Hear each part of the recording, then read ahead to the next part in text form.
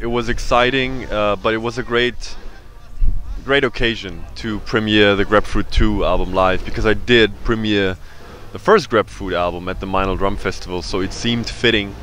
And it's just the best crowd you can play to. They're very open, very diverse, from different countries, and there was a lot of excitement already, and it was just beautiful to share that new music with them that no one has heard before. So that was previously unreleased stuff, and it was just beautiful presenting it for the first time. Well, yes, I was nervous. I mean, well, it wasn't nervous, but it was, see, it was completely new material. So there wasn't no safety net from like stuff that you played before and stuff that you know that it works. So that is always a little bit more exciting. But that went away quickly when the audience is so amazing as it is here. Well, it is. For those of you who don't know Grebfruit, it was my first solo album, and it was a weird, unique concept, which was there are no instruments except the drums on this album. It's all sung by me, so it's basically an a cappella record plus drums. So me singing and me drumming, very egocentric project. But it has a very unique sound through that, and it's just a lot of fun. And I did that 13 years ago already, and I just wanted to revisit that concept, and kind of with the experience I have now, a lot has happened in the last 13 years. So I think I became a better writer, I became a better producer, and maybe also a better drummer. But so I just wanted to have another go with this sound and this soundscape basically, and I think, yeah, I wanted to give Grebfruit on steroids and really see what I can do with it, and I think it worked. The funny thing is that although Grebfruit was the first album, that was an a cappella album, and then I did do other albums with the brass band, with the 2-day trio, with moving parts, and I've written a lot of stuff, but that was all with instruments and with normal, like more normal band settings and band sounds. But what people maybe don't know is that I always write like that, because I realized if I have an idea, it's just the fastest to kind of capture it if I just sing it on my phone. Back in the day I used to sing it on my answering machine. Because then I have the ideas captured, then I can try to translate it to instruments and see how to arrange it. So I can play the piano, and I can find like chords and stuff, but it's easier if I then still have the idea. So if I work on the idea actually on the piano, I don't forget it while I work on it, because I'm not that great of a piano player, so I have to figure out how to do it then too. And it's good if I have saved the idea. So it's frustrating if you have an idea, then you try to play it and then you forget the idea, which happened to me often. So I had to find a way to capture that idea right away and then see how it works later. And then so I did that with all my writing, and I still do that with all my writing anyway. The question is just whether I then go to the extent of like, okay, I will produce those voices now and make them nice and clean and arrange them as voice arrangements really. And then of course there is different and interesting stuff that you can do with voices that you sometimes can't do with instruments. So that's a fun process. That writing process, because I sometimes had pretty elaborate a cappella pieces already done that I then wanted to arrange for a band, or wanted to arrange, like the brass band album first sounded like an a cappella record, right? Not well produced, you know, but for me to get the outline, and then I arranged it for band, and then blah blah blah. So just one day I thought like, how would it be if I just go the full length, you know? I just try to make it as good as possible, and it's actually something that I did when I was a little kid as well. So I sang on tape recorders ideas, and then tried to overdub them and make little, that was always my way of writing. And so it was actually not a weird thing to do or a far-fetched idea. It was something that was very logical almost to do that.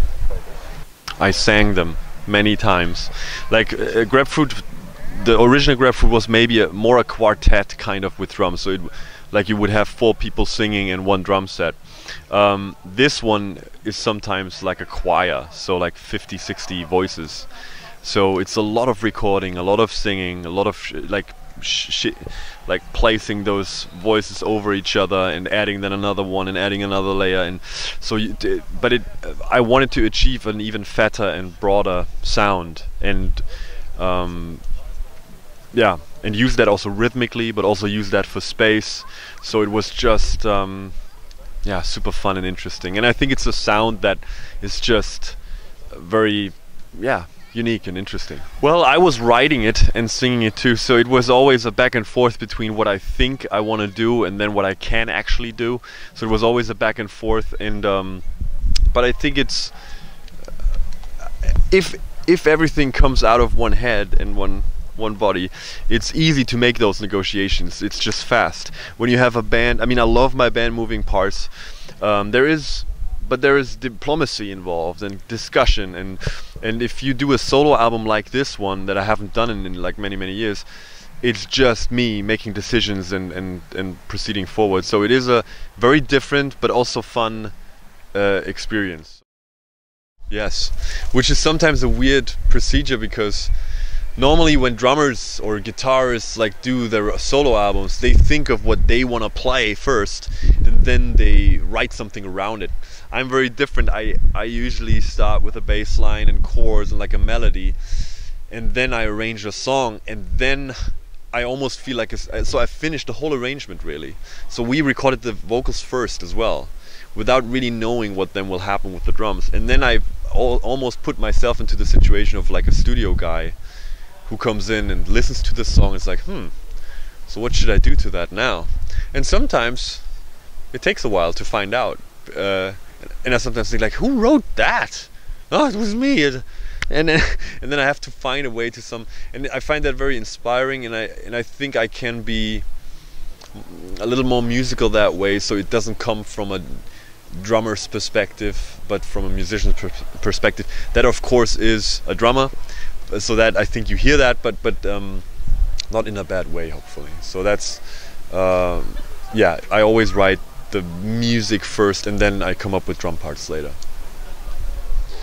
Well, I did a little pre-production stuff. It took a while, but I think in total maybe a month, but not in one thing. 1 week here, 1 week here, then another couple of days here, and then a couple of overdubs here, and then.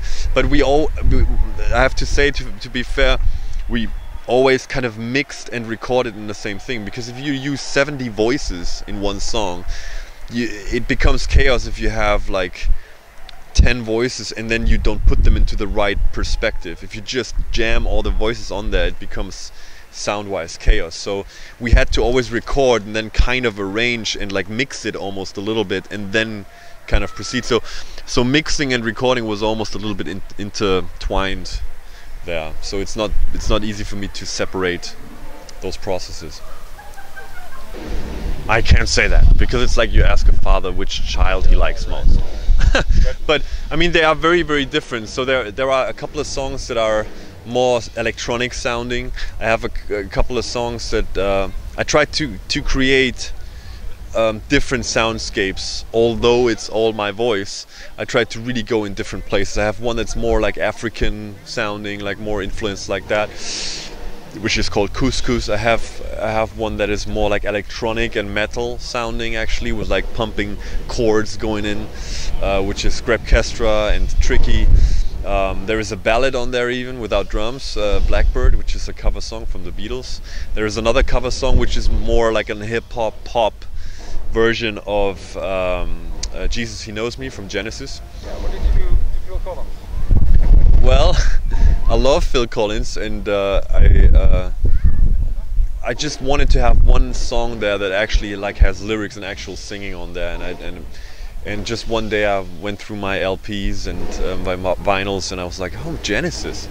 So and not that I could improve that, because I love the original version, but sometimes as a musician, maybe you know that too, is like you listen to songs and you think like, that is great, but that could also have been produced that way. Or so Jesus He Knows Me is a double time now, and I played to it once where I was like I was like, this this works really nice too. Like, how would it be if it's more like a hip-hop-ish produced thing? So that was also a thought of like, I want to do that.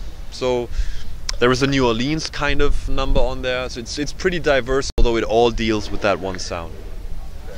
I just love that. It has been a huge part of my influences, that like the earliest form of jazz, so to speak, funk and jazz. To have, I love those two.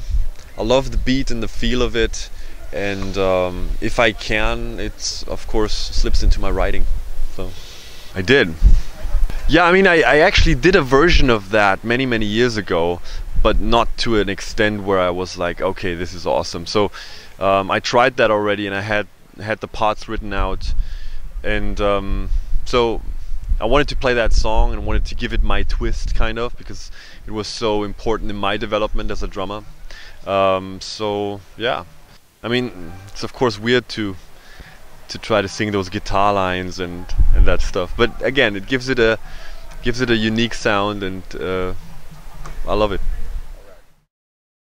I of course hope that they like it, and that they listen to it, and that they give it some time, maybe even, you know, because there are some songs that might be more popish and more easy to consume than others.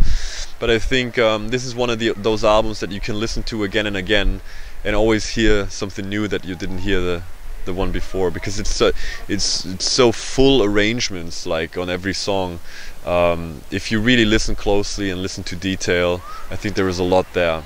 It's rhythmically a lot there, of course, too, like with the drum arrangements. We talked a lot about the singing now, but I'm very proud of the drumming on this album too. I think I got the best drum sound that I ever got on this one, and I just hope that they will like it, and that it comes across that I put a lot of work and effort and love into this.